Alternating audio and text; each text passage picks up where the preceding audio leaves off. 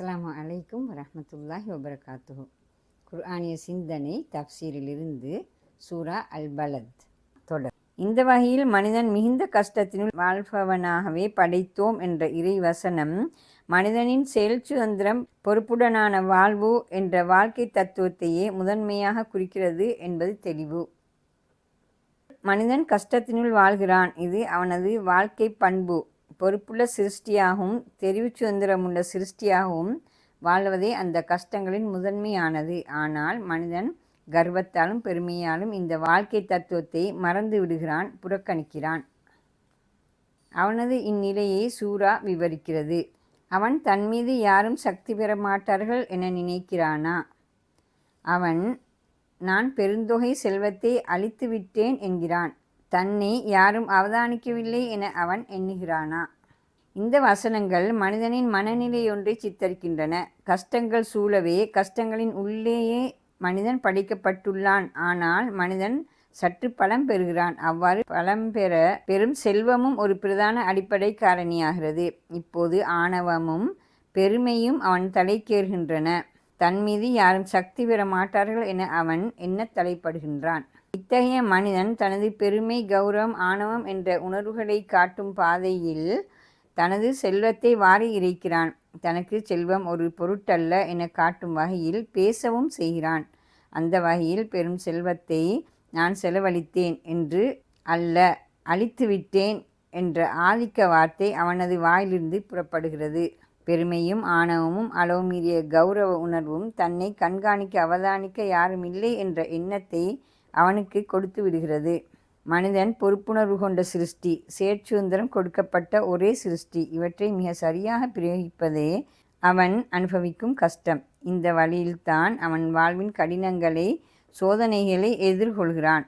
ஆனால் மனிதன் பலம் பெறும் போது மேற்கூறியவாறு முரண்பட்டதொரு மனோநிலைக்கும் நடத்தைக்கும் சென்று விடுகிறான். எனினும் உண்மைகளை உணர்ந்து வாழ்க்கையை புரிந்து கொள்ளும் திறனுடையவனாகவே இயற்கையில் மனிதன் கட்டமைக்கப்பட்டுள்ளான்.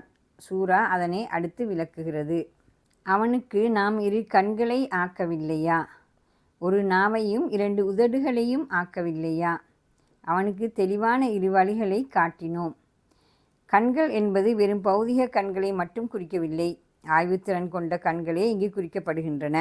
அவ்வாறே நாவும் 2 உதடுகளும் என்பதும் வெறுமனே பேசும் திறனை மட்டும் குறிக்கவில்லை. நாவின் பின்னணியிலிருந்து அதனை இயக்கும் அறிவு இங்கே குறிக்கப்படுகிறது. இவ்வாறு அறிவு பெறும் சாதனங்கள் இங்கே குறிக்கப்படுகின்றன. கண்கள் மூலம் இப்பிரபஞ்சத்தை நோக்கி புரிந்து விளங்கி கொள்ளும் ஆற்றலை மனிதன் பெறுகிறான். நாவும் உதடுகளும் அவனுக்கு பேசும் ஆற்றலை கொடுக்கின்றன. அதன் மூலம் அவன் தன் கருத்துக்களை வெளியிட்டு பேசி உரையாடி அறிவு பெறுகிறான். இவ்வாறு வெளி ஆதாரங்கள் ஊடாக பிரபஞ்ச உண்மைகளை புரிந்து கொள்ளும் ஆற்றலை மனிதன் பெற்றுள்ளான் என்பதோடு நிற்காது இன்னொரு தரத்தையும் மனிதன் பெற்றுள்ளான் என அடுத்து சூரா சொல்கிறது. அடுத்த வசனம் அதனையே விளக்குகிறது. அவனுக்கு தெளிவான 2 வழிகளை காட்டினோம். நஜிதைன் என்ற அரபு பதத்தின் மொழிபெயர்ப்பே தெளிவான 2 வழிகள் என்பதாகும். நஜித் எனின் பூமியில் உயர்ந்த பகுதி அல்லது உயரப்பகுதியிலுள்ள தெளிவான வழி என பொருள் கொள்வர். மனிதனுக்கு காட்டப்பட்டுள்ள வழி மயக்கமானதுவோ மங்கலானதுவோ அல்ல, அது மிக தெளிவானது என்பதையே இங்கு அல் குர்ஆன் குறிப்பிட விளைகிறது. சத்தியத்தையும் அசத்தியத்தையும், நன்மையையும் தீமையையும், நீதியையும் அநீதியையும் புரிந்து கொள்ளல் மனித இயற்கையோடு ஒட்டியதோர் அம்சம்.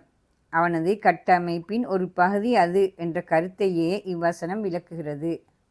அல் குர்ஆன் இக்கருத்தை வேறு சில இடங்களிலும் விளக்குகிறது. உதாரணத்திற்கு கீழே 2 வசனங்களை தருகிறோம்.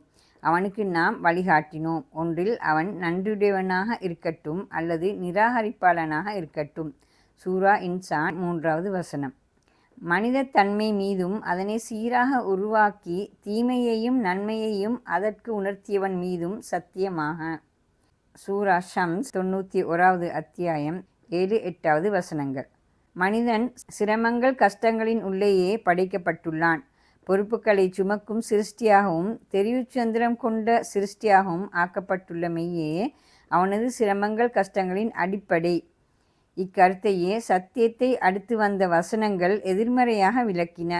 அடுத்து வந்த வசனங்கள் மனிதனின் இவ்விசேட பண்பை நேரடியாகவும் தெளிவாகவும் விளக்கின. இனி சூராவின் அடுத்த பகுதி மனிதனுடைய இப்பண்பின் பிரயோகத்தை விளக்குகிறது. இன்ஷா அல்லாஹ் தொடரும். அஸ்ஸலாமு அலைக்கும் வரஹ்மத்துல்லாஹி வபரகாத்துஹு.